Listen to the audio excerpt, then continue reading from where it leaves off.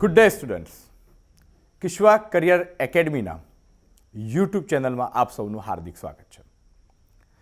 GPSC current affairs with doctor Shehzad કાઝીના આ પ્રોગ્રામમાં આજે આપણે 3 ટોપિકની ચર્ચા કરીશું. પહેલો, રાજ્યપાલનો હોદ્દો.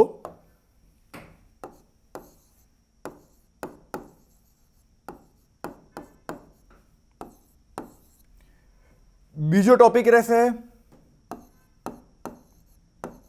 રામસર સ્થળ અને ત્રીજો ટોપિક રહેશે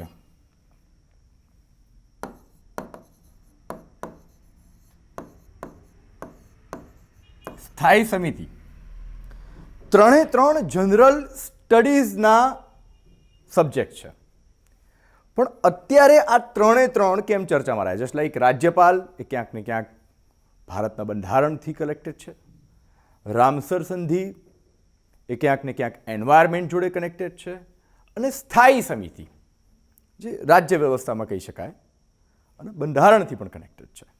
તો આ 3 ટોપિક ઉપર આજે આપણે કરંટ અફેર્સમાં ચર્ચા કરીશું. યાદ રાખજો, હું પ્રયત્ન કરીશ કે બને એટલા ડેપ્થમાં, કેમ કે આ જીપીએસસીનું કરંટ અફેર્સ છે એટલે મેન્સ લેવલ સુધી ડેપ્થમાં જવાનો પ્રયત્ન કરીશ. પણ મારો એક પ્રયત્ન એ પણ રહેશે કે મારું લેક્ચર બને ત્યાં સુધી નાનું બને અને જેથી કરીને તમને હું ઓછા સમયમાં વધારે આપી શકું. તો હવે સમય ન બગાડતા આગળ જઈએ.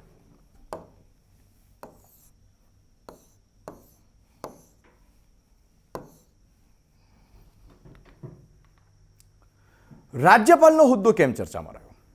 પહેલો આપણો ટોપિક છે કે રાજ્યપાલનો હોદ્દો. હવે એ કરંટ અફેર્સમાં કેમ ચર્ચામાં રહ્યો? આમ તો આ હોદ્દો તો એમ કહી શકાય કે છેલ્લા ઘણા વર્ષોથી, એમાં ખાસ કરીને છેલ્લા 2 વર્ષોથી તો ખૂબ જ ચર્ચામાં છે. ક્યાંક ને ક્યાંક રાજ્ય સરકાર અને કેન્દ્ર સરકાર વચ્ચે જે ઘર્ષણ થઈ રહ્યું છે એમાં ક્યાંક ને ક્યાંક રાજ્યપાલની ભૂમિકા જબરજસ્ત બની છે. ચાહે એ રાજસ્થાનની બાબત હોય, ચાહે તે અરુણાચલ પ્રદેશની બાબત હોય, ચાહે તે ઉત્તરાખંડની બાબત હોય, અને વર્તમાનમાં ચર્ચામાં છે ચાહે તે કેરળની બાબત હોય. કેરાલા ગવર્નરે, એકચ્યુઅલી થયું એવું, કેરાલાના ગવર્નર છે આરિફ મોહમ્મદ ખાન, એમણે કેરળની સરકારે ડિસેમ્બર મહિનાની અંદર 23 ડિસેમ્બરની અંદર સ્પેશિયલ એક વિશેષ સત્ર આયોજન કરવા માટે ગવર્નરને કીધું, અને ગવર્નરે શરૂઆતમાં ના પાડી અને કારણો માંગ્યા કે ભાઈ શું કારણ છે, અને જે પેલા લોકોએ ક્લિયરન્સ કારણો આપ્યા એને ગવર્નરે મંજૂર ના રાખ્યા. એના કારણે વિવાદ થયો. Kerala Assembly's one-day special session begins. CM Pinarayi Vijayan moves resolution against farm laws. હવે એકચ્યુઅલી આ એક દિવસનું વિશેષ સત્ર કેમ બોલાવી રહ્યા હતા? એનું શું કારણ હતું? તો એનું કારણ હતું કે જે કેરળની સરકાર છે એ એક રેઝોલ્યુશન પસાર કરવા માંગતી હતી. વર્તમાનમાં જે આંદોલન ચાલી રહ્યું છે, જે ચર્ચામાં છે, 3 ફાર્મ લોસ, જેને કિસાન બિલ તરીકે પણ ઓળખવામાં આવે છે, કૃષિ બિલ તરીકે પણ ઓળખવામાં આવે છે, એવા 3 બિલની વિરુદ્ધમાં એકચ્યુઅલીમાં એમના બિલ પસાર કરવાથી લો ઉપર કોઈ અસર નહીં થાય. ખાસ યાદ રાખજો. સંકલ્પ પસાર કરવાથી, એમનું રિઝોલ્યુશન પસાર કરવાથી બિલ ઉપર કોઈ અસર નહીં થાય, કેમકે બિલ તો કેન્દ્ર સરકારે સંસદમાં પસાર કરાવેલા છે અને રાષ્ટ્રપતિશ્રીએ સાઇન કરી છે. બટ આ રીતે એ બિલ પસાર કરીને એક પોતાનો વિરોધ, એક સંકલ્પ પસાર કરીને, એક રિઝોલ્યુશન પસાર કરીને એ પોતાનો વિરોધ દર્શાવવા માંગે છે. જોઈએ સંબંધિત ઘટનાક્રમ શું હતો. તો કેરળના સીએમ છે પિનરાઈ વિજયન, સામ્યવાદી પાર્ટીના જાણીતા નેતા છે, અને કેરળની અંદર લેફ્ટની સરકાર છે. જ્યારે જે ગવર્નર છે આરિફ મોહમ્મદ ખાન, એ ક્યાંક ને ક્યાંક ભૂતકાળની અંદર ભારતીય જનતા પાર્ટી જોડે સંબંધિત રહી ચૂક્યા છે. વર્તમાનમાં એ ગવર્નર છે, રાજ્યપાલ છે. તો કેરળના સીએમએ, એટલે કે કેરળની સરકારે ગવર્નરને કીધું કે અમે 23 ડિસેમ્બરે એક સ્પેશિયલ સેશન બોલાવવા માંગીએ છીએ. તો ગવર્નરે ના પાડી દીધી કે કારણો આપો. તો કેમણે કીધું કે ભાઈ અમે જે આ ફાર્મ બિલ છે એના વિરુદ્ધની અંદર એક રેઝોલ્યુશન લાવવા માંગીએ છીએ, એટલા માટે એને પસાર કરાવવા માંગીએ છીએ વિધાનસભાની અંદર, એટલા માટે. તો ગવર્નરે એવું કીધું કે આ તો કોઈ ઇમરજન્સી, કેમ કે વિશેષ સત્ર બોલાવવા માટે કોઈ વ્યવસ્થિત કારણ હોવું જોઈએ. આ જે કારણ છે એ કોઈ આકસ્મિક ઇમરજન્સી કારણ નથી લાગતું. અને આ રીતે તમે બિલ પસાર કરશો તો ઓલરેડી એનાથી તમારા જે ક્ષેત્ર, તમારું જે વિધાયક ક્ષેત્ર છે એની અંદર આ વસ્તુ આવતું પણ નથી. તો આ રીતે તમે રિઝોલ્યુશન પસાર કરશો એનું કોઈ ફરક નહીં પડે. શું કામ બોલાવી રહ્યા છો? બરાબર. એટલે ગવર્નરે, કેરાલાના ગવર્નરે ના પાડી દીધી, જેથી કરીને આ મુદ્દો ચર્ચામાં રહ્યો કે ફરી એકવાર, જેમ કે અત્યારે થઈ રહ્યું છે, રાજસ્થાનમાં પણ થયું હતું, કે ફરી મધ્યપ્રદેશમાં પણ ક્યાંક ને ક્યાંક થયું, મહારાષ્ટ્રમાં પણ થયું, કે ફરી એકવાર ગવર્નર જે છે કહે છે કે એ કેન્દ્ર સરકારના ઇશારા ઉપર કામ કરી રહ્યા છે અને રાજ્ય સરકારોને હેરાન કરી રહ્યા છે. તો જોઈએ ગવર્નર્સ રોલ હવે આપણા માટે શું અગત્યનું છે. આ તો જનરલ ન્યૂઝ થયા, બટ આપણા મુખ્ય પરીક્ષા લેવલે કે આપણા પ્રિલિમ પરીક્ષા લેવલે, જીપીએસસીની અંદર કે યુપીએસસીની અંદર આપણા માટે શું અગત્યનું છે? તો આપણા માટે અગત્યનું છે કે રાજ્યપાલનો રોલ શું છે. રાજ્યપાલનો રોલ શું છે?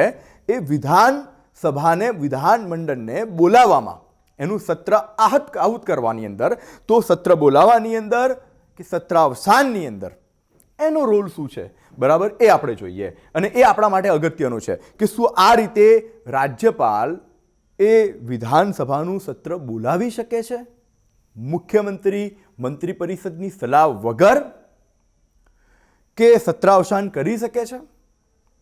અથવા તો આવું સત્ર જો મુખ્યમંત્રી મંત્રી પરિષદ કહે કે અમારે સત્ર બોલાવવું છે, તો શું રાજ્યપાલ ના પાડી શકે છે? રાજ્યપાલ જોડે આવી કંઈક સત્તા બંધારણમાં છે? શું આના ઉપર સર્વોચ્ચ ન્યાયાલયે અગાઉ કોઈ ખુલાસો કરેલો છે? શું રાજ્યપાલની બાબતે કેન્દ્ર રાજ્ય સંબંધી આયોગો વિશે કંઈક રિપોર્ટ્સની અંદર ચર્ચા કરેલી છે? આ બધી વસ્તુ આપણે એક સબ્જેક્ટ લિંક કરીને ચાલીશું. જોઈએ રાજ્યપાલનો રોલ શું છે. તમે બધા જાણો જ છો, બંધારણના અનુચ્છેદ 153ની અંદર રાજ્યપાલના હોદ્દા વિશે જોગવાઈ છે.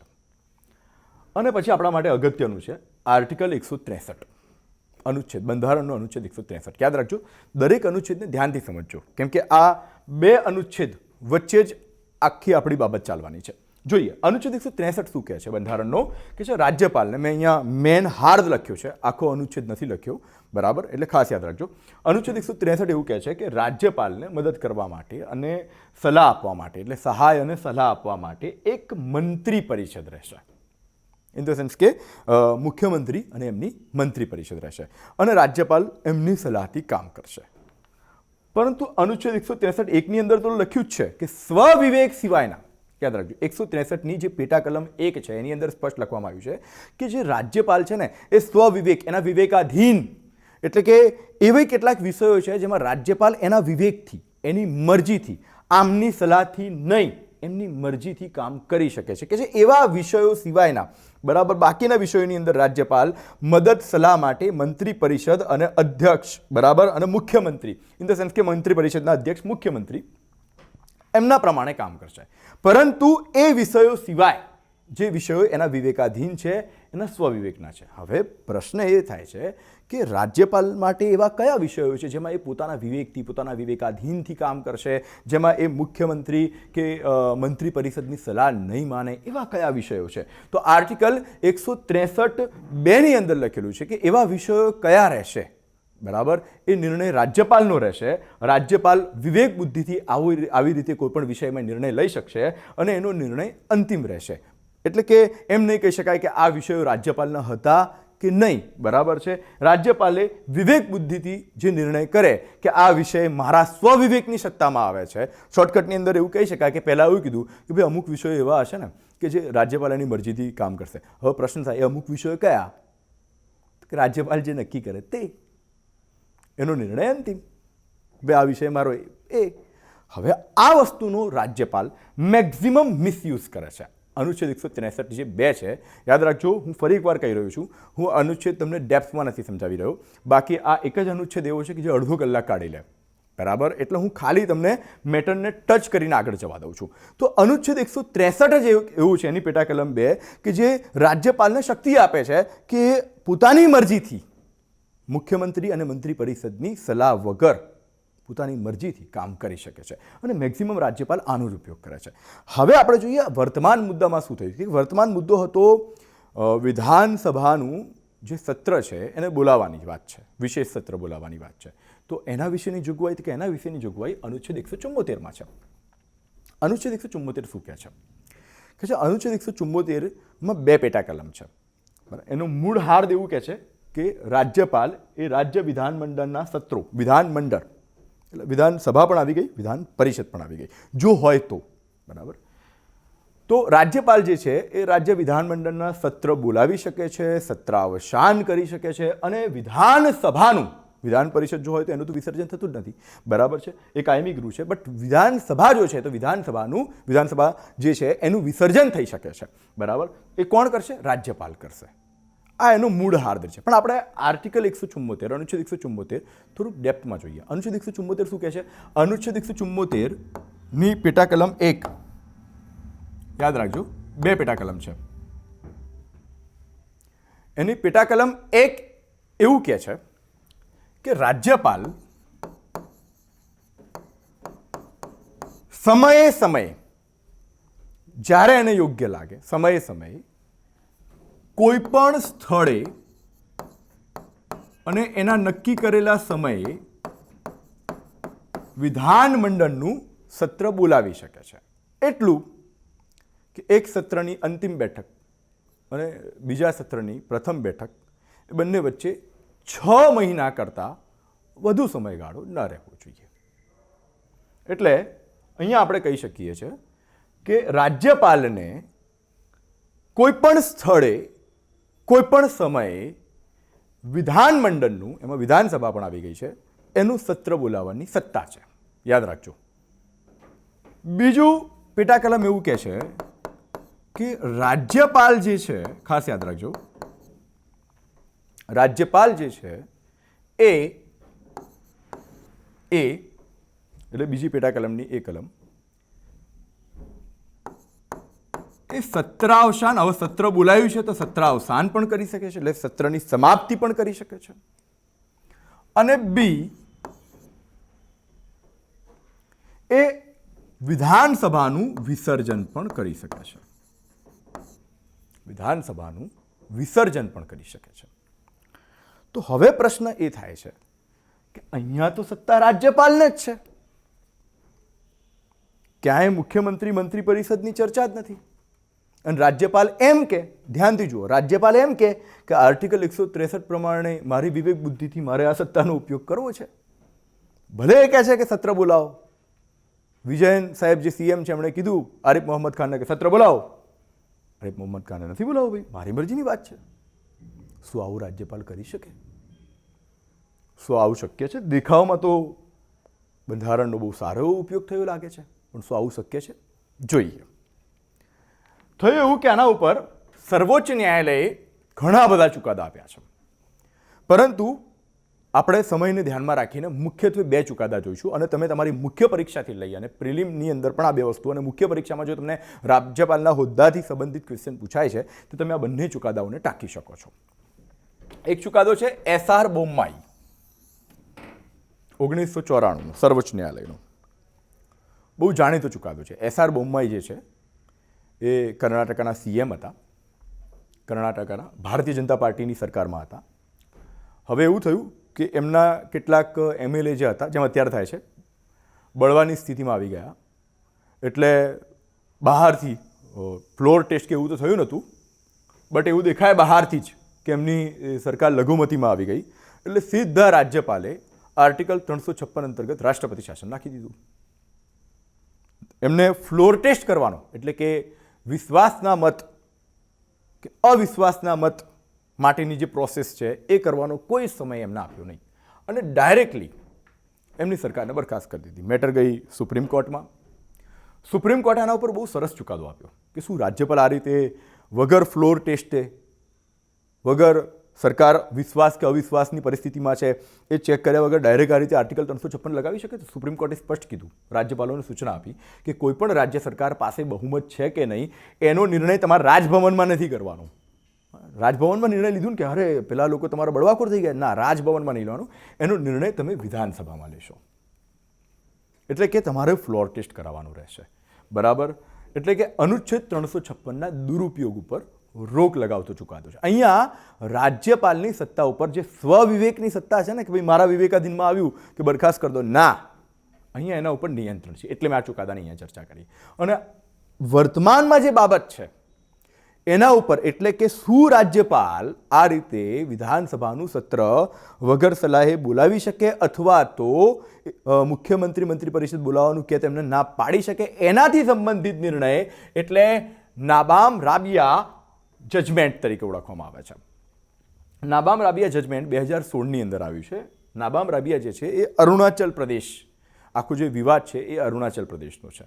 2016નો આ વિવાદ છે અરુણાચલ પ્રદેશની અંદર. આખા વિવાદમાં હું ડેપ્થમાં નહીં જાઉં, પરંતુ અરુણાચલ પ્રદેશની અંદર ત્યાં જે ગવર્નર હતા, હવે થયું એવું કે ત્યાં કોંગ્રેસની સરકાર હતી અને લગભગ 60 જેટલી બેઠકો છે, ત્યાં 60 જેટલી બેઠકો છે અને 60 બેઠકોની અંદર જે ટોટલ વિધાનસભાની એની અંદર કોંગ્રેસની સરકાર હતી, કોંગ્રેસ જોડે બહુમત હતો. પણ થયું એવું કે 11 બીજેપીના મેમ્બર, બરાબર, આ ઉપરાંત બીજા લગભગ એમ કહી શકાય કે 20 જેટલા કોંગ્રેસના મેમ્બર, એમએલએ, 11 એમએલએ કોંગ્રેસના, 11 એમએલએ બીજેપીના અને 20 જેટલા એમએલએ કોંગ્રેસના, ટોટલ સંખ્યા 60 છે. આ ઉપરાંત એક સ્વતંત્ર એમએલએ, એક ઇન્ડિપેન્ડન્સ, એમ કરીને 32 એમએલએ બળવો કર્યો અને રાજ્યપાલને દર્શાવ્યું કે સરકાર લઘુમતીમાં છે. એટલે રાજ્યપાલે શું કર્યું કે એક હોટલની અંદર સત્ર બોલાવ્યું. અત્યારે મેં તમને વાત કરી, રાજ્યપાલ જોડે સત્તા છે, ગમે તે સ્થળે એ સત્ર બોલાવી શકે છે 174માં. એટલે એમણે હોટલમાં સત્ર બોલાવ્યું, સરકારને બરખાસ્ત કરી, મેટર આખી સર્વોચ્ચ ન્યાયાલયમાં ગઈ, જે નાબામ રાબિયા જજમેન્ટ તરીકે જાણીતું થયું. સુપ્રીમ કોર્ટે બહુ સરસ દિશા નિર્દેશ આપ્યો. શું કીધું સુપ્રીમ કોર્ટે કે છે અહીંયા રાજ્યપાલે એવું કીધું કે ભાઈ 163ની અંદર જે વિવેકાધીન શક્તિ છે એનો મેં ઉપયોગ કર્યો અને મારી રીતે મેં બધું સેટલ કરી લીધું, સરકારને બરખાસ્ત કરી દીધી, સત્ર બોલાવી લીધું, ફ્લોર ટેસ્ટ મારી રીતે હોટલમાં કરાવી લીધું, બધું જ. તો એની સામે સુપ્રીમે સ્પષ્ટ કીધું કે અનુચ્છેદ 163 મુજબ રાજ્યપાલની જે સ્વવિવેકની સત્તાઓ છે ને એ મર્યાદિત છે. તેનો રાજ્યપાલ મનસ્વી કે તરંગી રીતે ઉપયોગ ન કરવો જોઈએ. અનુચ્છેદ 174 અંતર્ગતની શક્તિઓમાં રાજ્યપાલની સ્વવિવેકની સત્તાઓનો વિસ્તાર થતો નથી. 163માં જે સ્વવિવેકની સત્તા આપી છે ને તમને તમારી મરજી પ્રમાણે, એ તમે 174માં લાગુ ના કરાવી શકો. 174 પ્રમાણે જ્યારે પણ તમારે સત્ર બોલાવવું છે, બરાબર, કે જ્યારે પણ તમારે સત્ર અવસાન કરવું છે, બરાબર, તો એ મંત્રી પરિષદની સલાહ વગર થઈ શકશે નહીં. સ્પષ્ટ કહી દીધું. હવે પ્રશ્ન એ થાય કે સુપ્રીમે આવું કેમ કીધું? સર્વોચ્ચ ન્યાયાલયે કંઈક તર્ક તો આપ્યો. તર્ક શું હતો હવે એની હું ડેપ્થમાં જઈશ. તો આપણે અહીંયા તર્ક માટે હું ફરીવાર આ પાછળની એક સ્લાઇડ ઉપર આવી ગયો છું. મેં તમને જણાવ્યું હતું કે અનુચ્છેદ 174 આ કંઈક છે, 2 પેટા કલમો. સર્વોચ્ચ ન્યાયાલયે એવું કીધું કે અમે આ કઈ રીતે કહીએ છીએ કે 163ની સ્વવિવેકની સત્તા અહીંયા લાગુ નહીં પડે, અહીંયા ફરજિયાત રાજ્યપાલે મુખ્યમંત્રી અને મંત્રી પરિષદની સલાહ માનવી જ પડશે. કેમ આવું કહીએ છીએ? તો સુપ્રીમ કોર્ટે કીધું કે આપણે જે બંધારણ સભામાં જ્યારે આ અનુચ્છેદ આવ્યો અને એનું જ્યારે ડિસ્કશન થઈ રહ્યું હતું, એની જે ડિબેટ્સ થઈ રહી હતી, આપણે એ જોવાની રહેશે. શું હતી બંધારણ સભાની ડિબેટ્સ? તો યાદ રાખજો, બંધારણ સભામાં જ્યારે આ આર્ટિકલ આવ્યો હતો એ વખતે બંધારણ તૈયાર નહોતું થયું. બંધારણનો જે ડ્રાફ્ટ હતો, મુસદ્દો હતો, એ મુસદ્દાની અંદર આ અનુચ્છેદનો નંબર હતો, યાદ રાખજો, 153. એ મુસદ્દાની અંદર અનુચ્છેદનો નંબર હતો 153.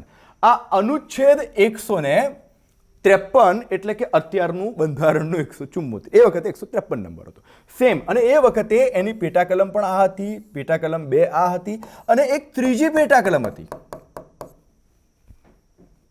અને ત્રીજી પેટાકલમ એવું હતી કે રાજ્યપાલ એ મુખ્યમંત્રી મંત્રી પરિષદની સલાહ વગર સત્ર બોલાવી શકે છે, સત્ર અવસાન કરી શકે છે. આ ત્રીજી પેટાકલમ એ વખતે હતી કે સલાહ વગર, આ 2 તો હતા પણ સલાહ વગર પણ કરી શકે છે, આવું લખેલું હતું સ્પષ્ટ.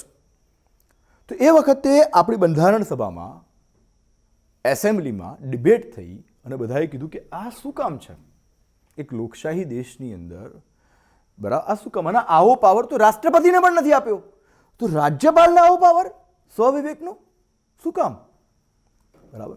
બંધારણ સભામાં વિરોધ થયો એટલે આ 3 નંબરની પેટાકલમ ડિલીટ કરી દેવામાં આવી. અને આજે આ અનુચ્છેદ 174 સ્વરૂપમાં છે અને આજે માત્ર આ બે પેટા કલમો સાથે અનુચ્છેદ 174 છે. ઇન ધ સેન્સ કે સર્વોચ્ચ ન્યાયાલયે દર્શાવ્યું કે જે બંધારણ રચનારા હતા ને એ પોતે નતા ઈચ્છતા, જો ઈચ્છતા તો આ પેટા કલમ કન્ટિન્યુ રાખે. એ પોતે નતા ઈચ્છતા કે રાજ્યપાલ સત્ર બોલાવવામાં, સત્રાવસાન કરવાની અંદર મુખ્યમંત્રી અને મંત્રી પરિષદની સલાહ વગર કામ કરે. ઇવન વિસર્જનમાં પણ. હા, એ ક્યારે કામ કરશે? સત્ર બોલાવવામાં અપવાદ પણ છે આમાં, અને એ પણ સુપ્રીમ કોર્ટે ડિસિઝન આપ્યું છે કે જ્યારે રાજ્યપાલને એવું લાગે કે મુખ્યમંત્રી અને મંત્રી પરિષદ, આ જે એમની જે સરકાર છે એ વિધાનસભામાં બહુમત ગુમાવી ચૂકી છે, તો એ ફ્લોર ટેસ્ટ માટે વિશ્વાસનો મત એ હાંસલ કરે એટલા માટે સત્ર બોલાવી શકે છે.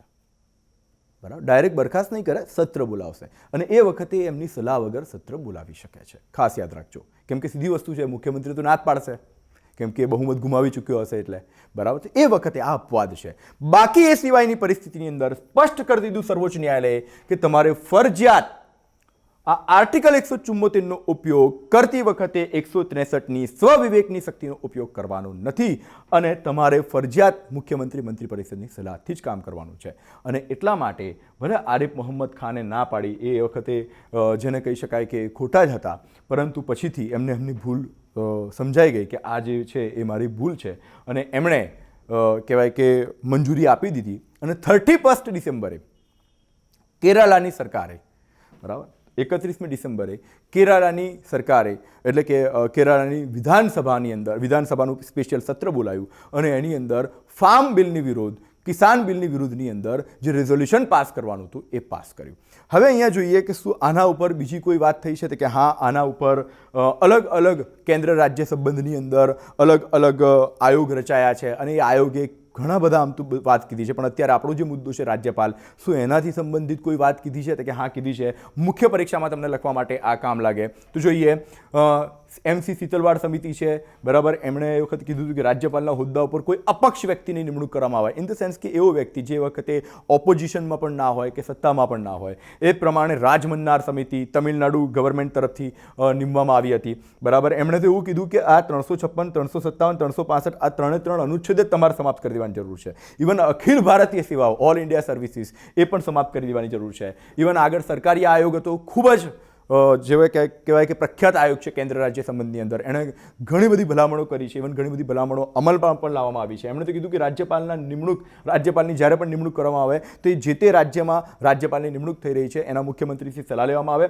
રાષ્ટ્રપતિ શાસન અંતિમ વિકલ્પ સ્વરૂપે દાખલ કરવામાં આવે કે વારે આ જે આર્ટિકલ 356નો પ્રયોગ થઈ રહ્યો છે એ સારી વસ્તુ નથી. ઇવન રાજ્યપાલની જે નિમણૂક છે એ જ્યારે કરવામાં આવે તો 5 વર્ષ માટે હોય અને એના કાર્યકાળ પહેલાં ક્યારેય સ્થળાંતર થવું ના જોઈએ. ઇન ધ સેન્સ કે સરકાર ઉપર કેન્દ્રમાં ભલે ગમે તેની બદલાય, બરાબર, પણ રાજ્યપાલ જોડેથી જે રાજીનામું આપવાની કે એનું ટ્રાન્સફર કરવાની, બરાબર, રાજીનામું લેવાની કે ટ્રાન્સફર લેવાની, આ બધી વસ્તુઓ હોવી ના જોઈએ. અને પૂંછી આયોગે જે રિપોર્ટ આપ્યો છે કે રાજ્યપાલ બને ત્યાં સુધી રાજ્ય બહારની વ્યક્તિ હોવો જોઈએ, રાજકારણમાં સક્રિય ના હોય એવો હોવો જોઈએ. ઇવન અનુચ્છેદ 163 અંતર્ગત એની જે સ્વવિવેકની શક્તિ છે એ મંત્રી પરિષદની સલાહ વગર ન વાપરે એવું હોવું જોઈએ. તો આ આખો વિવાદ શું હતો એના વિશે આપણે ચર્ચા કરી, બરાબર. અને જે મેં તમને લાસ્ટમાં કીધું એમ કે સત્ર બોલાવી લીધું છે 31 ડિસેમ્બરે, પણ આ એક 15 દિવસ દરમિયાન જબરજસ્ત ચર્ચામાં રહ્યું અને એટલા માટે એને આપણે મુખ્ય પરીક્ષાની દ્રષ્ટિએ ખૂબ જ અગત્યનું હતું, જેથી આપણે એની ચર્ચા કરી.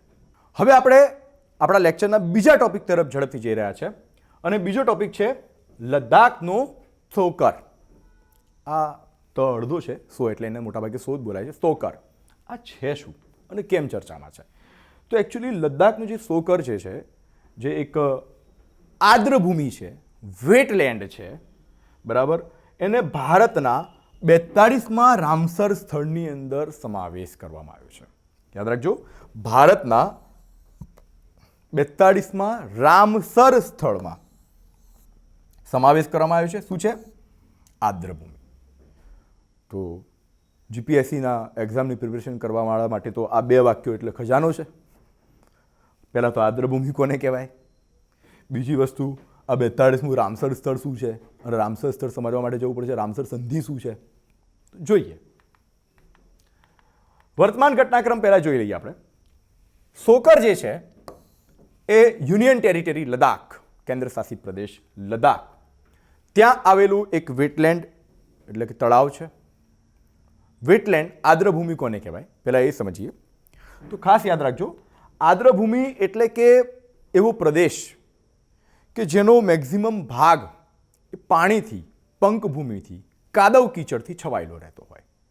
અને આવા પ્રદેશની અંદર જૈવ વિવિધતા જબરજસ્ત જોવા મળતી હોય છે અને જૈવ સૃષ્ટિના આખા એક ઇકોસિસ્ટમનો વિકાસ થયેલો હોય છે.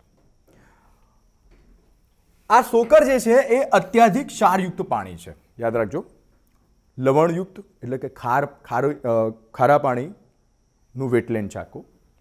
અને ત્યાં બાષ્પીકરણ થતાં એ પ્રદેશ સફેદ પણ દેખાય છે. જ્યારે બાષ્પીકરણ થઈ જાય છે તો પ્રદેશ સફેદ પણ દેખાય છે, બિલકુલ આપણા કચ્છના રણની જેમ. અને આ સફેદ તળાવને ત્યાંની લેંગ્વેજમાં સોકર તરીકે ઓળખવામાં આવે છે. ઇવન બર્ડ લાઈફ ઇન્ટરનેશનલ અનુસાર, આ એક સંસ્થા છે, એના અનુસાર આને A1 category. Bird life international સંસ્થા જે છે એ પક્ષીઓ માટે સ્પેશિયલ કામ કરે છે, પક્ષીઓના ક્ષેત્રને એ ચિહ્નિત કરે છે. અને એણે આ સોકરને A1 કેટેગરી, એમણે 4 કેટેગરી આપેલી છે, A1, A2, A3, A4.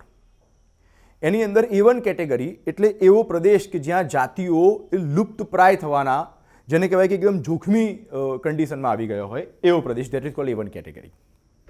જેમ A2માં તો એના કરતાં ખાલી પ્રતિબંધિત અમુક જાતિઓ એવી છે કે જ્યાં એમનું, જેને કહેવાય કે એમને સંરક્ષણ આપવા માટે એમના શિકાર ઉપર કે એના ઉપર પ્રતિબંધ કે એવું બીજો કોઈ વ્યવસ્થા કરવામાં આવે. પછી A3 આવે છે અને A4 આવે છે.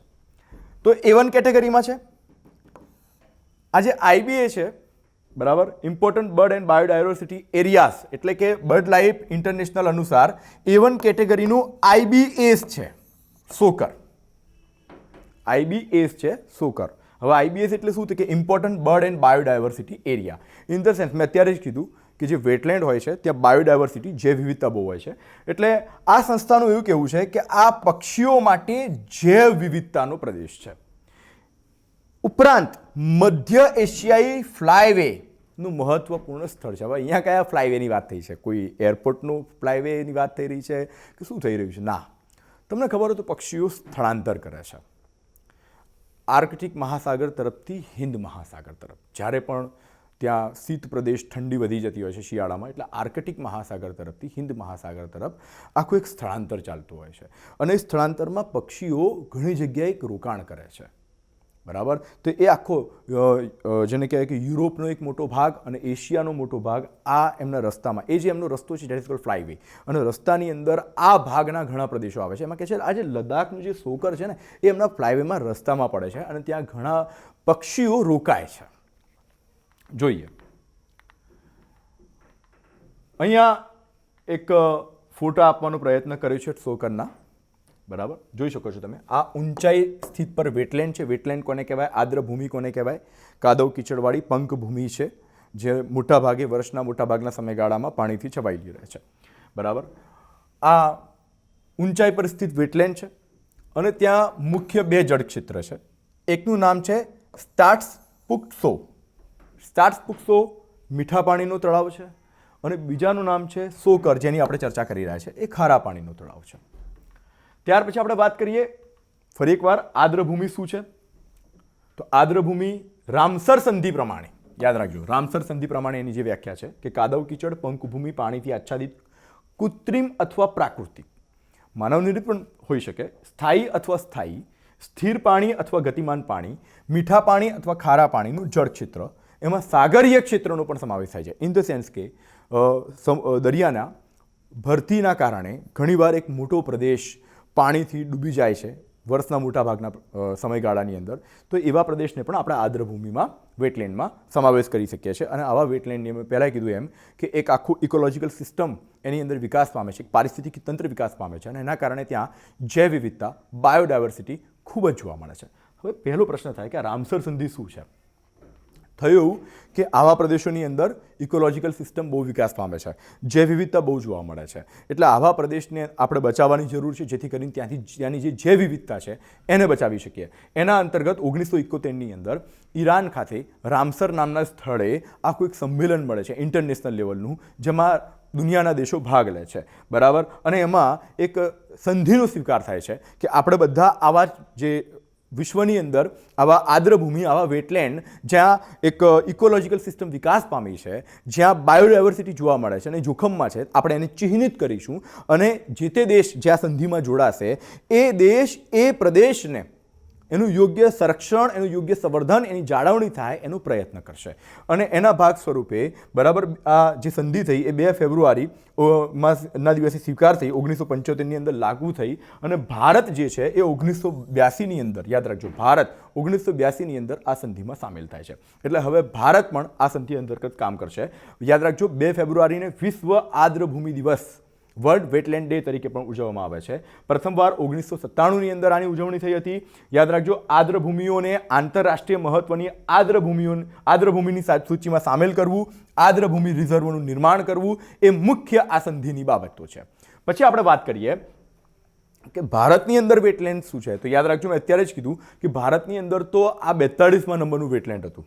બરાબર, એટલે ભારતમાં વેટલેન્ડ 42મા નંબરનું છે. એટલે ભારતમાં ઘણા બધા વેટલેન્ડ્સ આવેલા છે. ઇવન ભારતના કુલ ક્ષેત્રફળનું 4.7%, ભારતના કુલ ક્ષેત્રફળનું 4.7% બરાબર એ જેને કહી શકાય કે વેટલેન્ડનો એરિયા છે આખો, એટલે કે આદ્રભૂમિનો એરિયા છે. ઇવન ભારતની અંદર સૌથી વધારે આદ્રભૂમિ ધરાવતું જો કોઈ રાજ્ય હોય તો ગુજરાત છે. ખાસ યાદ રાખજો, ભારતની અંદર સૌથી વધારે વેટલેન્ડ ધરાવતું જો કોઈ રાજ્ય હોય તો ગુજરાત છે. અને ગુજરાતમાં તમને ધ્યાન રાખો તો ગુજરાતનું જે નળ સરોવર છે બરાબર એ એક આદ્રભૂમિ તરીકે સ્વીકારાયેલું છે. આદ્રભૂમિ અને ઇવન ભારતે આ સંધિમાં જોડાયા પછી એને વધારે સારી રીતે થઈ શકે, ભલે 1982માં જોડાયું હતું પણ એનું વધારે સારી રીતે અમલીકરણ થાય એટલા માટે આદ્રભૂમિ સંરક્ષણ પ્રબંધન નિયમ, કાયદો નથી હો, નિયમ છે, આ 2019 બરાબર પર્યાવરણ, વન અને જલવાયુ મંત્રાલય અંતર્ગત બનાવેલું છે. બરાબર, ભારતની અંદર કુલ 42 વેટલેન્ડ આવેલા છે. બરાબર, અહીંયા એક નકશો તમને બતાવવામાં આવે છે. બરાબર, કે આ નકશાની અંદર તમને અલગ અલગ વેટલેન્ડ્સ અલગ અલગ જગ્યાએ જોવા મળશે. બરાબર, 42 જેટલા વેટલેન્ડ્સ અહીંયા ભારતની અંદર આવેલા છે. બરાબર, તો આ આપણે ચર્ચા કરી આદ્રભૂમિ શું છે બરાબર, અને રામસર સંધિ શું છે, અને અત્યારે જે લદ્દાખના સોકરને આદ્રભૂમિ તરીકે જાહેર કરવામાં આવ્યું છે એ શું છે. તો આદ્રભૂમિ શું છે બરાબર, રામસર સંધિ શું છે, એના વિશે એક આપણે સામાન્ય ચર્ચા કરી. બરાબર, નેક્સ્ટ ટોપિક એટલે આપણા લાસ્ટ ટોપિક તરફ જઈ રહ્યા છે એ છે સ્થાયી સમિતિ. હવે પ્રશ્ન એ થાય, સ્થાયી સમિતિ કેમ ચર્ચામાં રહી? બરાબર, તો એકચ્યુઅલી કન્ડિશન એવી છે કે a holistic public health act is needed, કે છે એક એવો કાયદો જે એ રીતે બનાવેલો હોય, એક સમગ્રગામી દૃષ્ટિકોણથી બનાવેલો હોય કે જે ભારતની એક આરોગ્ય નીતિ, જે હેલ્થ પોલિસીની અંદર બધી જ બાબતોને કવર કરી લે. કોણે કીધું? એક સમગ્ર સાર્વજનિક સ્વાસ્થ્ય અધિનિયમની આવશ્યકતા. એવું આ આવ્યું ક્યાંથી? આમ તો કોરોનામાં આપણને લાગ્યું જ કે આની જરૂર છે, બટ આ વાત ક્યાંથી આવી? કે એકચ્યુઅલી ચર્ચામાં એટલા માટે છે કે parliamentary standing committee on home affairs, એટલે કે ગૃહ બાબતો પરની સંસદીય સ્થાયી સમિતિ, બરાબર છે, ગૃહ બાબતો પરની સંસદીય સ્થાયી સમિતિ, જેના અધ્યક્ષ છે આનંદ શર્મા, જે કોંગ્રેસના છે. બરાબર, એમણે એક રિપોર્ટ, આ જે સમિતિ છે એણે એક રિપોર્ટ કોને સોંપ્યો છે? તો કે રાજ્યસભાના ચેરમેન એટલે કે ભારતના ઉપરાષ્ટ્રપતિ શ્રી વેંકૈયા નાયડુને સોંપ્યો છે. પ્રશ્ન થાય, બરાબર, બસ મુદ્દો આ જ છે. આમ સામાન્ય રીતે એવું લાગે કે યાર આ મુદ્દામાં શું છે, પણ જો આ મુદ્દામાં સંસદની જે સ્થાયી, આ કોણ છે, બસ આપણે આને શોધવાનું છે. આને શોધતા શોધતા આપણા મુદ્દામાં જતા રહીશું અને આખો મુદ્દો તમને સમજાઈ જશે. જોઈએ શું છે. હવે એકચ્યુઅલી એમણે પહેલાં તો જોઈએ રિપોર્ટમાં શું સોંપ્યું છે. પહેલાં આપણે જે કરંટમાં જે ચર્ચામાં છે, કેમ કે તમને પરીક્ષામાં પૂછાઈ શકે કે વર્તમાનની અંદર સંસદની અંદર એક સાર્વજનિક હેલ્થ સમિતિ, બરાબર, સાર્વજનિક આરોગ્ય પોલિસીની જરૂરિયાત બાબતે સ્થાયી સમિતિએ રિપોર્ટ સોંપ્યો છે, તો તેના વિશે તમે જણાવો. તો રિપોર્ટની બાબતો પણ તમને ખબર હોવી જોઈએ, સીધી વસ્તુ છે. તો એ રિપોર્ટની બાબતો શું છે કે રિપોર્ટ મુખ્યત્વે 3 બાબતો ઉપર છે. એક તો છે કે આપણે એવા એક the need of having a comprehensive public health act with suitable legal provision, એક વૈધાનિક જોગવાઈઓ સાથેનું આપણને એક કાયદાની જરૂર છે જે સાર્વજનિક આરોગ્યને આવરી લે. બીજી વસ્તુ એમણે એવું કીધું કે જે દવાની કાળાબજારી થઈ રહી છે, બરાબર, બરાબર, એના ઉપર પણ એક નિયંત્રણ મૂકવાની જરૂર છે. સાથે સાથે અત્યારે કોરોનાના ટાઈમે પ્રાઇવેટ હોસ્પિટલો દ્વારા ઘણી જગ્યાએ, બધી પ્રાઇવેટ હોસ્પિટલોની વાત નથી કરતા, પણ ઘણી પ્રાઇવેટ હોસ્પિટલો દ્વારા એક ઉઘાડી લૂંટ કરવામાં આવી દર્દીઓની, તો એને પણ નિયંત્રણમાં લેવાની જરૂર છે, એનું પણ સંતુલન કરવાની જરૂર છે. એના ભાગ સ્વરૂપે કમિટીએ જે રિપોર્ટ આપ્યા એમાં મુદ્દા કયા હતા? એમાં પહેલો મુદ્દો તો જે અત્યારે ચર્ચા કરી હતી કોરોના વિશે. એમણે એવું કીધું કે વર્તમાનમાં કોરોના જે છે હવે એની રસીકરણની જેને કહેવાય કે શરૂઆત થઈ ગઈ છે. તો એકચ્યુઅલી કોઈ પણ રોગ હોય ને એટલે સામાન્ય રીતે 2 વર્ષ થઈ જાય છે એની રસી માર્કેટમાં આવતા. જ્યારે કોરોનામાં બહુ ફાસ્ટ થયું, જરૂરિયાત પણ છે, છૂટકો પણ નથી.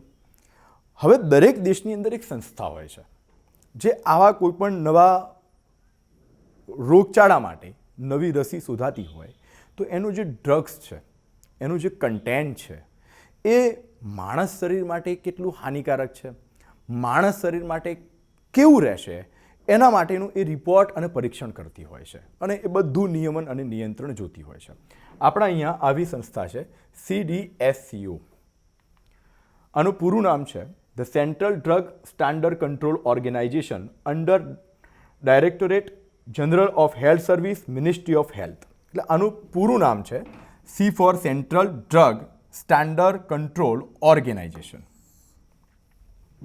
જે ભારતના આરોગ્ય મંત્રાલયની અંદર જે જનરલ હેલ્થના ડાયરેક્ટોરેટ છે એના અંડરમાં એ કામ કરે છે. અને આ સંસ્થાને WHO દ્વારા, વર્લ્ડ હેલ્થ ઓર્ગેનાઇઝેશન દ્વારા અત્યારે કોરોના માટે સ્પેશિયલ, બરાબર, કોરોના માટે NRA એટલે કે national regulatory authority of India તરીકે એને જાહેર કરવામાં આવી છે. અને આ સંસ્થાએ અત્યારે કોરોનાની જે આપણી નવી વેક્સિન આવી છે, તમને ખબર છે કે હવે એના આપવાની ડ્રાય ટ્રાયલ એના શરૂ થઈ ગયા છે, ડ્રાય રન એના શરૂ થઈ ગયા છે, તો આપવાની શરૂઆત કરી. કમિટીએ એવું કીધું, સજેશન આપ્યું કે CDSCOએ આ પહેલાં ક્યારે પણ કોઈ રસીને કે કોઈ ડ્રગને આટલી ઝડપથી પરમિશન નથી આપી જેટલી ઝડપથી કોરોનાની વેક્સિનને આપી છે. કે અમે એડવાઇઝ આપીએ છીએ કે ઉતાવળ ના કરો, બરાબર છે. CDSCO જે પ્રમાણે એક ટાઈમ લે છે કોઈ પણ નવા ડ્રગને, કોઈ પણ નવી રસીને પરમિશન આપવા માટેની, બિલકુલ એ જ રીતે કે છે એક ટાઈમ લે, જે એનું નિયમ છે. ટાઈમ લે એટલે એવું નહીં કે ખાલી ટાઈમ લે, બટ એનું જે પ્રોસેસ છે એને વ્યવસ્થિત રીતે પૂર્ણ કરે, જેવી રીતે અત્યાર સુધી કરતી હતી, બરાબર. ત્યારબાદ બીજા સજેશનની અંદર એવું કીધું કે ભાઈ જે સરકારી, અત્યારે કોરોનાની અંદર આપણને ખબર પડી ગઈ કે આપણી સરકારી હોસ્પિટલો બહુ ઓછી છે, ઇવન એમના જોડે સંસાધનોનો પણ અભાવ છે, બેડનો પણ અભાવ છે, કે છે એમને મેક્સિમમ ફંડિંગ સરકાર તરફથી મળવું જોઈએ જેથી કરીને એ એમની પરિસ્થિતિ વધારે સારી બનાવે.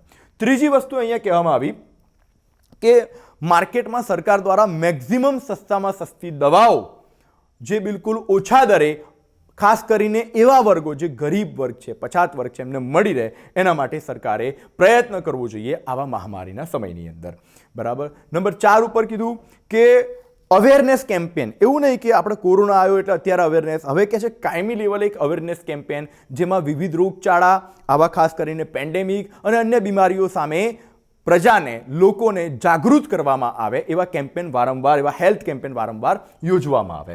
પછી આગળ એમણે કીધું કે ભાઈ બીજી જે સજેશન છે એની અંદર કીધું કે જે કોવિડની ટ્રીટમેન્ટ છે, જેની અંદર અત્યારે લોકોનું સૌથી વધારે શોષણ થઈ રહ્યું છે પ્રાઇવેટ હોસ્પિટલની અંદર, કે છે આવી ટ્રીટમેન્ટ જે લોકોને ઇન્સ્યોરન્સ ઓલરેડી પહેલાંથી હેલ્થ ઇન્સ્યોરન્સ લીધેલો છે કે એમને તો કે મફતમાં જ આપવામાં આવે, જેમણે insurance coverage, health insurance coverage લીધો છે. આ ઉપરાંત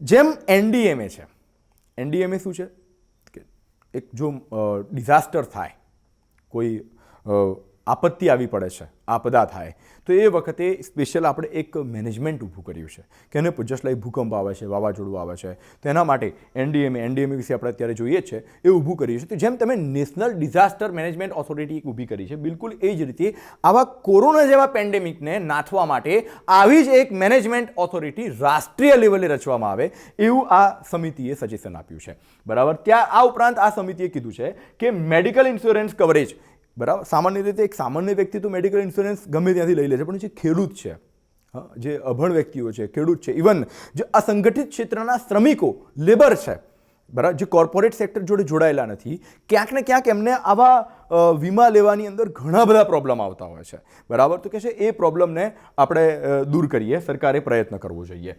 ત્યાર પછી કે છે deliver dry rations or allowances to children deprived of midday meals due to pandemic. કે છે ડ્રાય રાશન્સ, એટલે કે કોરોનાના કારણે સ્કૂલો બંધ છે એટલે મિડ ડે મિલ આખું બંધ છે. તો કે એક કામ કરો, તો કોરોનાના કારણે બાળકો સ્કૂલે નથી આવી શકતા તો એમને મિડ ડે મિલની અંદર બનાવીને ખોરાક બનાવીને આપવામાં આવે છે. તો કે સૂકો ખોરાક ઇન ધ સેન્સ કે કાચો ખોરાક એમના છોકરાઓના ઘર સુધી પહોંચાડવામાં આવે, બરાબર. અથવા તો જો તમારે ખોરાક નથી પહોંચાડવો તો એલાઉન્સીસ એમના સુધી પહોંચાડવામાં આવે એવી સરકાર દ્વારા વ્યવસ્થા કરવામાં આવે. આ 8 એડવાઇસ, બરાબર છે. પહેલી એડવાઇસ મેં તમને કીધું એમ કે રસીને ઉતાવળમાં કરવાની જરૂર નથી, આરામથી, બરાબર, એનું પરીક્ષણ કરો, પ્રોસેસ કરો એના પછી. અને બીજી બધી એડવાઇસ, ટોટલ 8 એડવાઇસ સમિતિ દ્વારા આપવામાં આવી. કોના દ્વારા? તો કે ગૃહ બાબતો પરની સ્થાયી સમિતિ દ્વારા. અહીંયા હવે પ્રશ્ન આવે છે કે આ જે સ્થાયી સમિતિ છે, બરાબર, એ શું છે? એના પહેલાં આપણે એનડીએમએની ચર્ચા કરી છે, તો કે એનડીએમએ વિશે જોઈ લઈએ. એનડીએમએ શું છે? તો કે નેશનલ ડિઝાસ્ટર મેનેજમેન્ટ ઓથોરિટી, રાષ્ટ્રીય આપદા પ્રબંધન પ્રાધિકરણ, જે ડિઝાસ્ટર મેનેજમેન્ટ એક્ટ અંતર્ગત ઈસવીસન 2005ની અંદર એની સ્થાપના કરવામાં આવી છે, જે ભારતની અંદર કોઈપણ પ્રકારની આપદા, રાષ્ટ્રીય આપદા, ચાહે વાવાઝોડા, સાયક્લોન સ્વરૂપે હોય, ચાહે ભૂકંપ સ્વરૂપે હોય, ચાહે પૂર સ્વરૂપે હોય, એ વખતે આ એજન્સી જે છે એ બધું જ નિયમન કરે છે અને બને ત્યાં સુધી એની સામે આપણને સંરક્ષણ, એટલે કે દેશને સંરક્ષણ આપવાનું, બરાબર, કાર્ય કરે છે. યાદ રાખજો, એનડીએમએ કોના અંતર્ગત આવે છે? તો કે મિનિસ્ટ્રી ઓફ હોમ અફેર્સ અંતર્ગત આવે છે અને એના અધ્યક્ષ બાય ડિફોલ્ટ, એટલે કે હોદ્દાની રૂએ પીએમ, ભારતના વડાપ્રધાન હોય છે. આગળ જઈએ. સમિતિએ આ સૂચનો કેમ કર્યા? સ્થાયી સમિતિ આ સૂચનો કેમ કર્યા? એના કારણ શું છે? તો કે એના મુખ્યત્વે 4 કારણ છે. નંબર 1, પ્રાઇવેટ હોસ્પિટલોએ આ કોરોનાના મહામારી દરમિયાન લિટરલી બેડની જાણે હરાજી બોલાતી હોય એ રીતે બેડ વેચવાના, કેમ કે બેડ નહોતા ને એ વખતે. આપણે ઘણી પરિસ્થિતિ જોઈ કે હોસ્પિટલમાં બેડ નહોતા મળતા, તો પ્રાઇવેટ હોસ્પિટલ લિટરલી જાણે હરાજી કરી હોય એટલી ઊંચી પ્રાઇસે બેડ વેચ્યા છે, એટલે જેની જોડે પૈસા હતા એને મળી ગયા, ગરીબને ના મળ્યો. નંબર 2 પર આપણે જોઈએ તો જો આવો કોઈ કાયદો, જે એમણે કીધું છે કે આવી કોઈ પોલિસી અને આવો કોઈ કાયદો ઘડવામાં આવે તો જેથી કરીને આપણે આ જે પ્રાઇવેટ હોસ્પિટલ છે એમની આ જે લૂંટ છે એના ઉપર આપણે કંટ્રોલ લઈ શકીશું.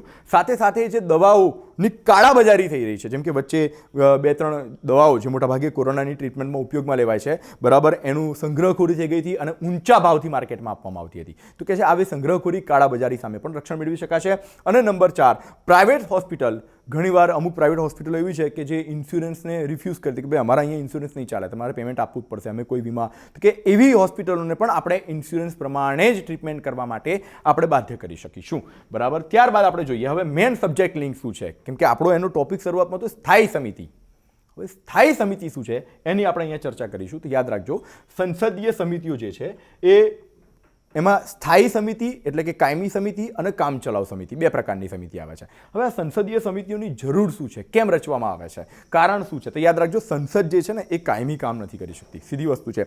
સંસદના સત્ર હોય છે, જ્યારે દેશનું કામ એટલું બધું હોય છે, ઘણા બધા નિર્ણયો લેવાના હોય છે અને એટલા માટે આવી સમિતિઓનું નિર્માણ કરવામાં આવે છે, બરાબર. આવી સમિતિઓ ગૃહ દ્વારા નિયુક્ત અથવા નિર્વાચિત, એટલે કે ચૂંટાયેલી અથવા તો અધ્યક્ષ સભાપતિ દ્વારા પણ નિમણૂક પામેલા મેમ્બર્સ આ સમિતિઓની અંદર હોય છે. આ ઉપરાંત યાદ રાખજો, આ સમિતિઓ માટે સચિવાલય એટલે કે ઓફિસની પણ વ્યવસ્થા હોય છે, જે લોકસભા, રાજ્યસભા સચિવાલય દ્વારા જ કરવામાં આવે છે. આ ઉપરાંત આવી સમિતિઓ જે રિપોર્ટ છે ગૃહને અથવા અધ્યક્ષ અથવા સભાપતિને મોટાભાગે સોંપે છે અને અધ્યક્ષ સભાપતિના નિર્દેશ અનુસાર આ સમિતિઓ કાર્ય કરતી હોય છે, બરાબર. સામાન્ય રીતે આ સમિતિઓ 2 પ્રકારની છે, મેં તમને કીધું એમ, બરાબર. એક છે કાયમી, જેને આપણે સ્ટેન્ડિંગ કમિટી કહીએ છીએ, એક છે કામચલાઉ, એડહોક. કાયમી સમિતિ લગભગ 40 જેટલી અલગ અલગ કાયમી સમિતિઓ વર્તમાનની અંદર છે, લગભગ 40 જેટલી, બરાબર. અને સામાન્ય રીતે દર વર્ષે એમની રચના કરવામાં આવે છે અથવા યોગ્ય સમયગાળો, દરેક સમિતિનો જે અલગ અલગ સમયગાળો છે એ પ્રમાણે એમની રચના થતી હોય છે. કામચલાઉ સમિતિ જે છે, એડહોક કમિટી જે છે, જ્યારે કોઈ બાબત એવી આવે છે, બરાબર, જેમ કે જેપીસી, જોઈન્ટ પાર્લામેન્ટરી કમિટી, બરાબર, કોઈ ભ્રષ્ટાચાર, કરપ્શન થયું ત્યારે એની નિમણૂક કરવામાં આવે છે, બરાબર, અને જેવો રિપોર્ટ આપે છે એટલે એ સમિતિ વિસર્જિત ગણાય છે, બરાબર. આપણે અત્યારે જે સમિતિ વાત કરી રહ્યા છીએ, યાદ રાખજો, ગૃહ બાબતોની સ્થાયી સમિતિ, આપણે એને શોધવાની છે ક્યાં છે, તો કે આપણને કાયમીમાં મળશે. સ્ટેન્ડિંગ કમિટી છે ને, કાયમીમાં મળશે, બરાબર. સંસદમાં સ્થાયી સમિતિઓની જરૂરિયાત શાના માટે છે? તો મેં અત્યારે તમને ચર્ચા કરી કે ખરડાઓ ઉપર યોગ્ય વિચાર વિમર્શ સીધી વસ્તુ છે, સંસદ જોડે એટલો ટાઈમ નથી, સંસદના સત્રો છે અને એટલા માટે ખરડાઓ ઉપર યોગ્ય વિચાર વિમર્શ કરવા માટે આવી સ્થાયી સમિતિઓની જરૂર પડતી હોય છે. આ ઉપરાંત બીજા નંબર આપણે જોઈએ તો રાજકીય પક્ષોના સાંસદોની સંખ્યા અનુપાતમાં જે સમિતિ હોય છે ને, સમિતિની અંદર જે પ્રમાણે લોકસભામાં કે રાજ્યસભામાં રાજકીય પક્ષના સભ્યો છે એ જ રેશિયોથી સમિતિમાં સભ્યો ભરવામાં આવે છે. એવું નહીં કે ભાઈ સત્તા પાર્ટીમાં બીજેપી છે એટલે બધા સભ્યો બીજેપીના આવી જશે. ના, લોકસભામાં જેટલા રાજકીય પક્ષો છે અને જેટલા એમનું રેશિયો છે પક્ષોનું, બેઠકોનું, એ જ રેશિયોથી, એ જ અનુપાતથી સમિતિઓમાં ભરવામાં આવે છે. સેમ કન્ડિશનની અંદર રાજ્યસભામાં પણ એ જ રીતે આવશે. બંનેનું સંયુક્ત છે તો જેટલા ભાગે બંનેની બેઠકો આવશે એમાં આ જ પ્રમાણ રેશિયો પ્રમાણે રહેશે. બરાબર. બીજું, સમિતિઓની બેઠક બંધ દરવાજામાં એટલું કે દરવાજો બંધ કરી દે છે. ઇન ધ સેન્સ કે સમિતિઓની જે બેઠક છે એના ઉપર વ્હીપ નથી ચાલતો.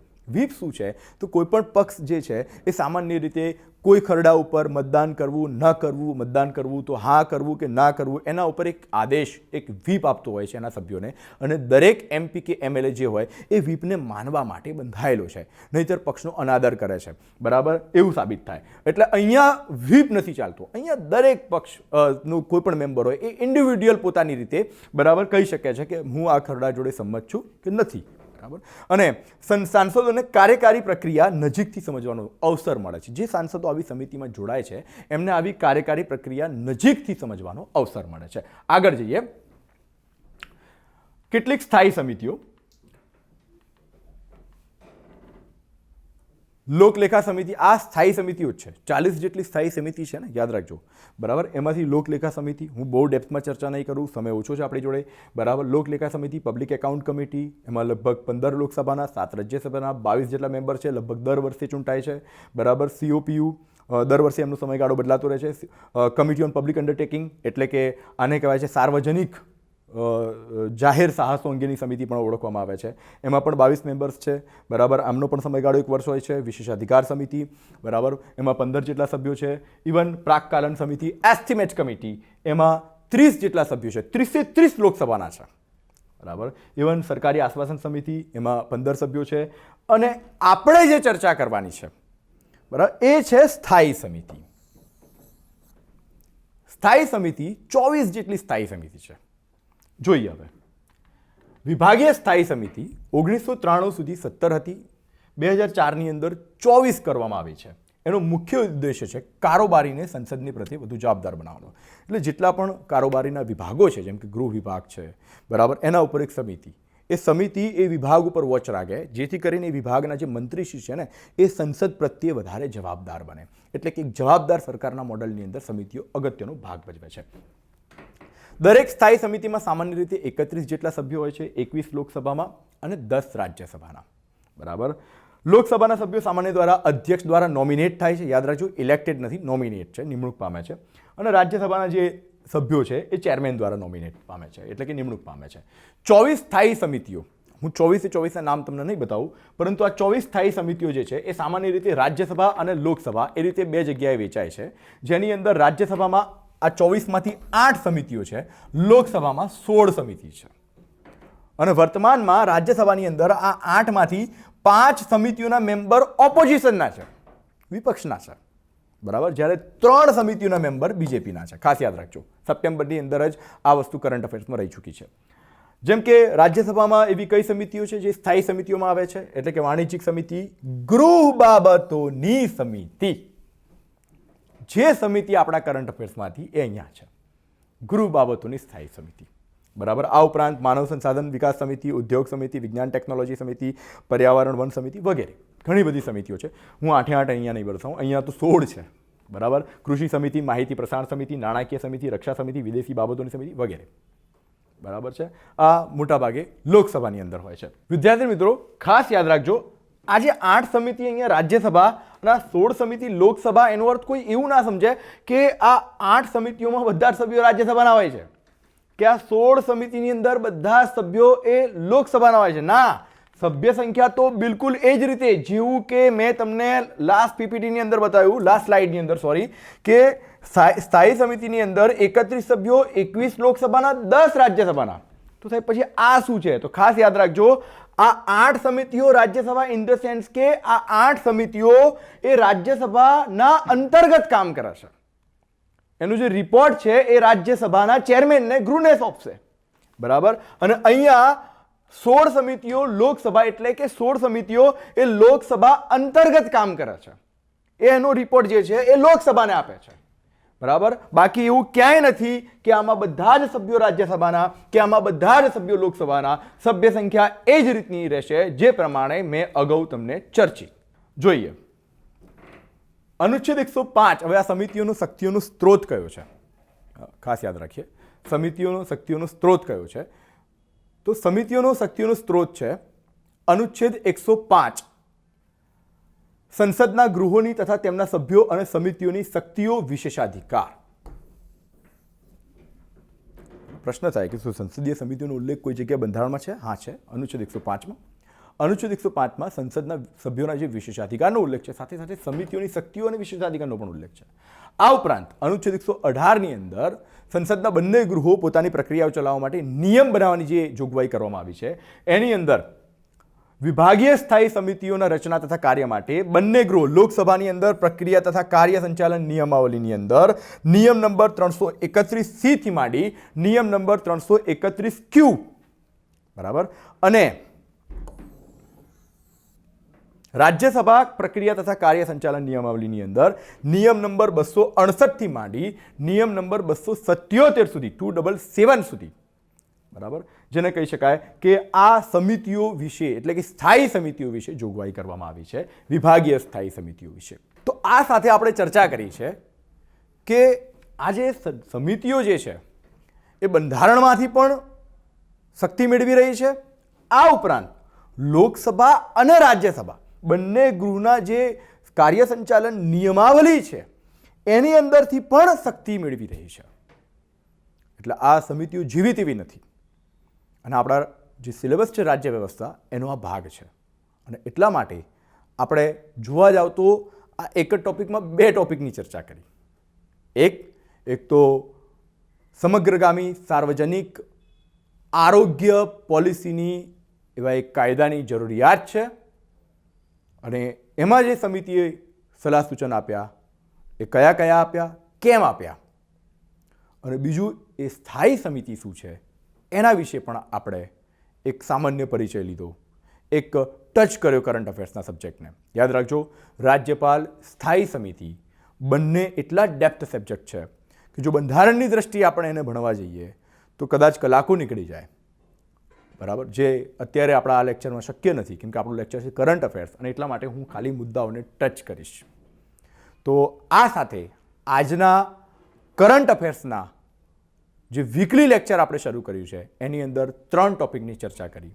એક, રાજ્યપાલનો હોદ્દો, બીજું સોકર રામસર સ્થળ, ભારતનું 42મું રામસર સ્થળ, અને ત્રીજા નંબરે આપણે ચર્ચા કરી છે કે કઈ રીતે એક સ્થાયી સમિતિએ શું રિપોર્ટ આપ્યો, શાના વિશે આપ્યો.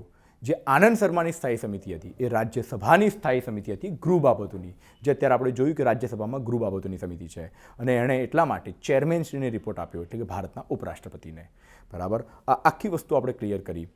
જો તમને આ લેક્ચર ગમ્યો હોય તો ખાસ લાઈક કરજો, શેર કરજો, કિશ્વા કરિયર એકેડમીની યુટ્યુબ ચેનલને સબસ્ક્રાઈબ કરજો. આ ઉપરાંત કરંટ અફેર્સની જીપીએસસી વાળાને કહી રહ્યો છું કે જો એ લોકો હિન્દી ઇંગ્લિશની અંદર પીડીએફ મેળવવા માંગતા હોય અથવા તો વન લાઇનર ક્વેશ્ચન સ્વરૂપે મેળવવા માંગતા હો તો આ ડિસ્ક્રિપ્શનની અંદર કિશ્વા કરિયર એકેડમીની ટેલિગ્રામ લિંક આપેલી છે. આપ ટેલિગ્રામ ચેનલ જોઈન કરી શકો છો. આ ઉપરાંત વિવિધ જ્ઞાનસભર માહિતી માટે તમે ફેસબુક અને ઇન્સ્ટાગ્રામ પેજ પણ જોઈન કરી શકો છો. આ ઉપરાંત તમે કિશ્વા કરિયર એકેડમીની એપ્લિકેશન જે છે એ તમે જઈ શકો છો ગૂગલ પ્લે સ્ટોરની અંદર અને એની અંદરથી ડાઉનલોડ કરી શકો છો. તો આ સાથે જ વિદાય લઉં છું. જય હિન્દ.